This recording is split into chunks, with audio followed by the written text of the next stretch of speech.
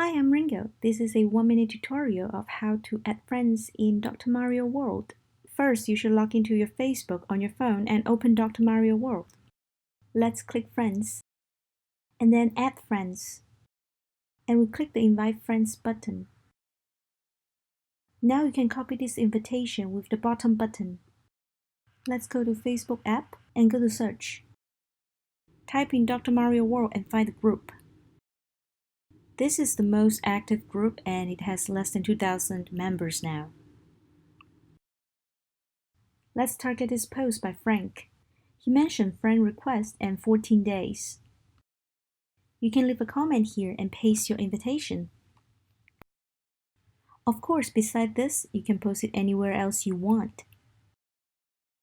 When we see other people's invitation, how can we add them as friends? Let's try one here. We will choose someone's invitation link. Then we click the bright red button in the middle. We're leaving Facebook and opening another app. Wait for a little bit and you can confirm sending the friend request. Alright, this is a tutorial of how to add your friends. If you like this video, don't forget to comment, like, and subscribe my channel. See you in next video.